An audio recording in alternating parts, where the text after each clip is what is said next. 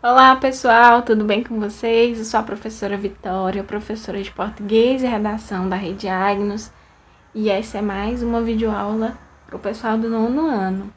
Como prometido na minha última aula, a gente vai comentar sobre o nosso tema de hoje, que é pontuação, que está aí na continuação do que nós estávamos vendo na página 15 do livro de vocês. Continuamos na unidade 6, no capítulo 1. E pontuação, gente, existem acho que existem dois tipos de pessoa. Aquele tipo de pessoa que acha que pontuação é a coisa, é só no feeling, é sentimento, e aí ela vai no sentimento, e seja o que Deus quiser, e ela não se importa muito com pontuação. E aquela pessoa que acha que pontuação é muito difícil e que tem que estudar muito. E tem que estudar muito, tem que estudar, né? Tudo tem que estudar para você aprender.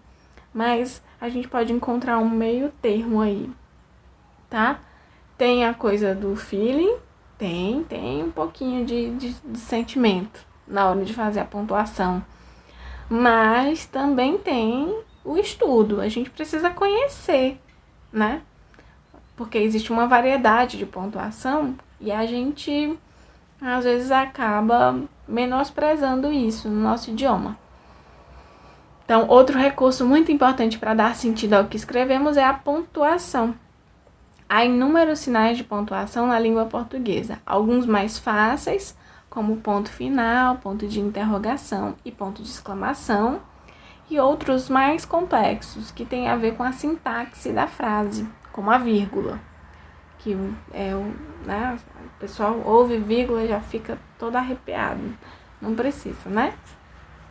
Vamos ver alguns deles e para que eles servem. Então, a gente tem uma tabelinha aí, que tudo vem mastigadinho, gente, organizadinho, tabelinha, bonitinho, tá?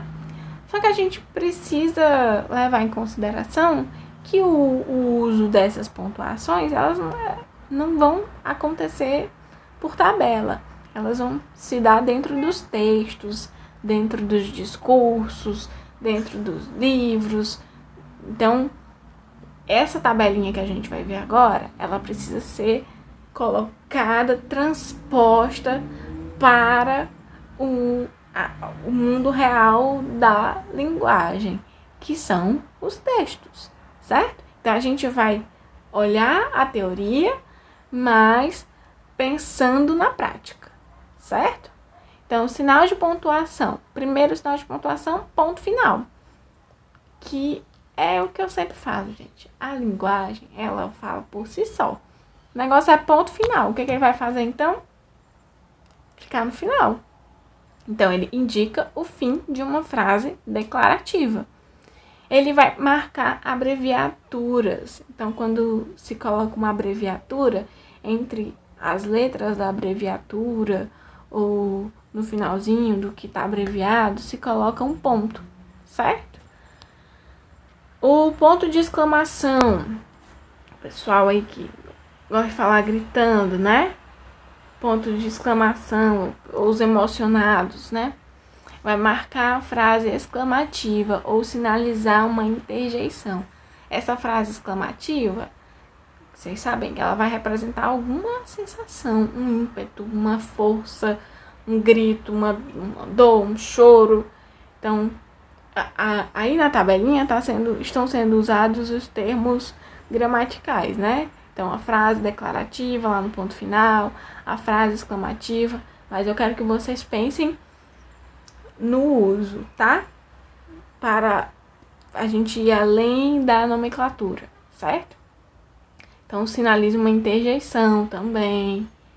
O ponto de interrogação. O ponto de interrogação é aquele que vai indicar as perguntas que ocorrem de forma direta. Porque existem perguntas que acontecem de maneira indireta e que a gente não usa interrogação. Mas as perguntas diretas, elas precisam utilizar o ponto de interrogação para marcar isso, certo? Então, a gente já olha pro texto, já sabe que tem pergunta lá, porque tem uma interrogação, tá bom? Travessão. Travessão, gente, é uma pontuação subjugada muitas vezes, né? Que a gente nem dá bola, mas ela é muito importante e pode ser usado de outras formas que não são somente marcar a fala de personagem, que é o que a gente está mais acostumado a ver e que geralmente é a primeira referência que vocês fazem quando a gente fala de travessão. Com travessão a gente pode também elencar tópicos. Então eu posso escrever, por exemplo, num fichamento, num resumo, fazer essas marcações dos tópicos do que eu estou escrevendo com travessão. Indicar as falas, certo? E destacar expressões explicativas, que aí nesse caso eu não sei se vocês já viram, mas a gente pode usar para destacar essas expressões explicativas a vírgula ou pode usar o travessão. Se tiver no meio de uma frase, travessão, travessão. Se tiver no final da frase, travessão, ponto final, certo? Então, um uso aí que o pessoal às vezes não conhece, tá? E agora a famosa, eu acho que é por causa do... Tá lá a tabela, aí os outros só tem 3 tópicos, o que é que usa? Aí o da vírgula tem um monte de tópico, mas não se assustem não, porque dá certo, viu? Na vírgula. O que a vírgula vai fazer, tá? Separar núcleos de mesma função sintática. Entendi, foi nada. O que é isso aí? Função sintática? São os exemplos, gente. Por exemplo, se eu disser assim, Maria Clara foi à feira e comprou batata, vírgula, limão, vírgula, cenoura, vírgula, morango. Ponto final.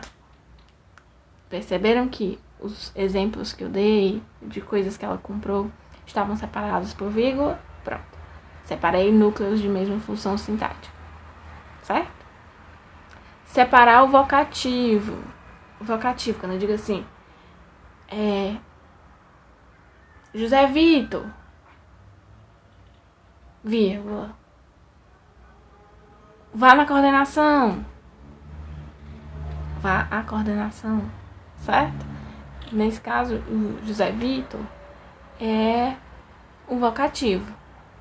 Separar o aposto. São alguns termos que a gente já trabalhou. Então, assim, a vírgula ela vai funcionar sintaticamente. Então, a gente precisa resgatar essas funções sintáticas para ir compreendendo melhor como é que elas funcionam. Por isso, gente, que todos os conteúdos que a gente vê no português, eles não ficam isolados. Não é que você viu aposto no bimestre retrasado que você vai esquecer, pode apagar ele da memória. Não, esses conteúdos, eles vão sempre sendo referenciados nas novas análises que a gente vai fazendo, nos novos conteúdos que a gente vai vendo, porque a gramática, ela funciona como um todo, ela não é isolada, e a gente não vai trabalhar isso isolado, a gente vai trabalhar isso dentro de texto, certo? Então, é bom sempre compreender e relembrar desses aspectos que a gente já viu, certo? Separar os adjuntos adverbiais. Então, adjuntos adverbiais, longe, perto, que a gente já conhece também. Separar certas expressões explicativas, como isto é, por exemplo, ou seja. Então, quando você usa esses termos, essas expressõezinhas, você coloca vírgula para separar, tá? Separar orações coordenadas e separar orações subordinadas adverbiais. Então, se eu tenho orações coordenadas e se eu tenho orações subordinadas adverbiais, essas bonitas irão aparecer separadas por vírgula, certo? Próximo. Isolar a oração subordinada adjetiva explicativa do restante da frase.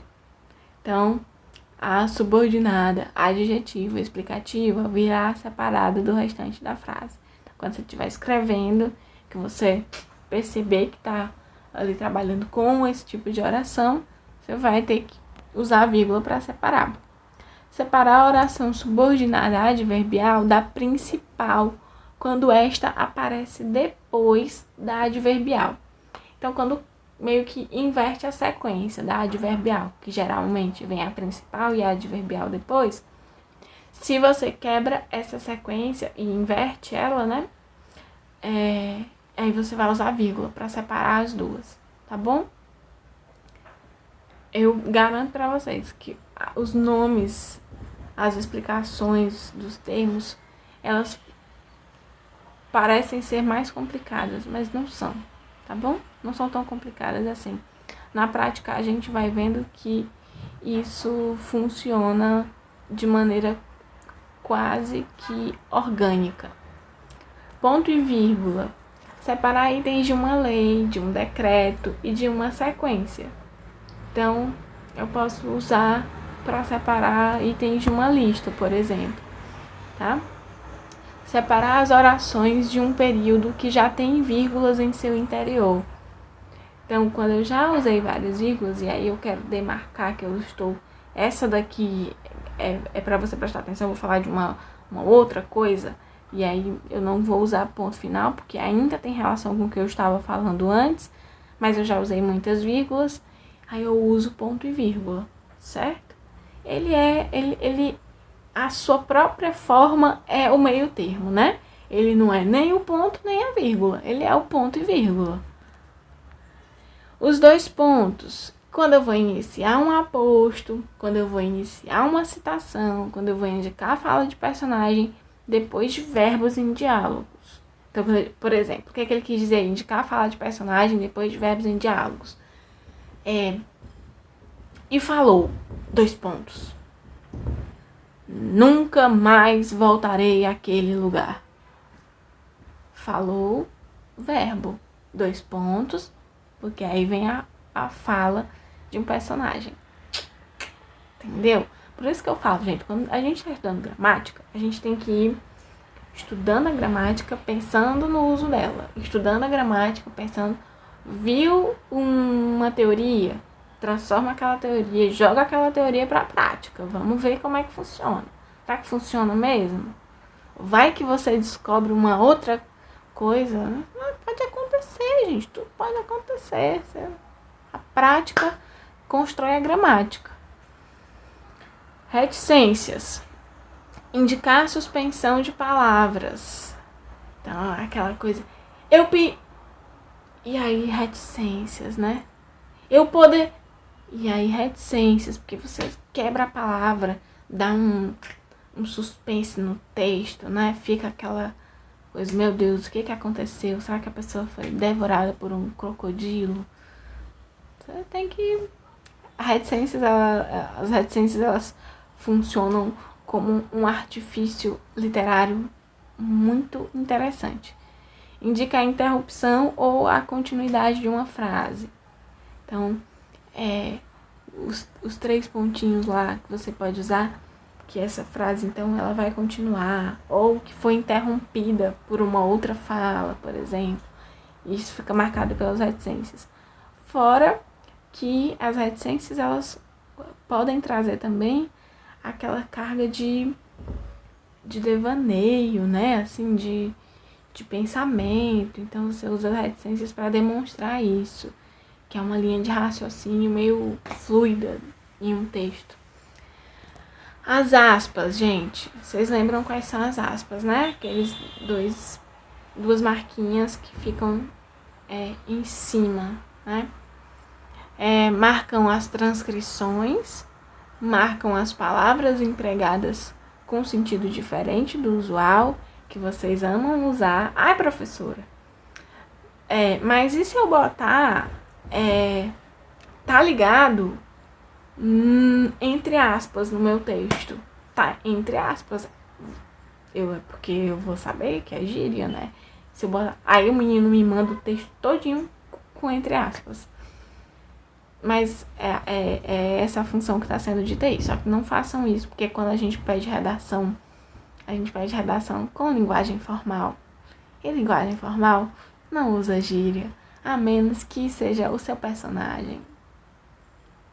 Mas também não vai extrapolar, né?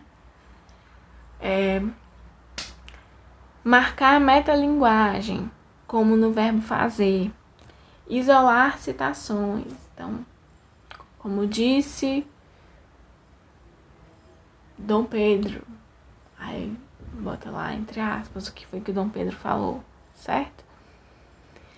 Parênteses. Destaca explicações, isola expressões ou orações intercaladas, tá, gente? O dos parênteses, o perigo é não fechar, né? A mesma coisa das aspas.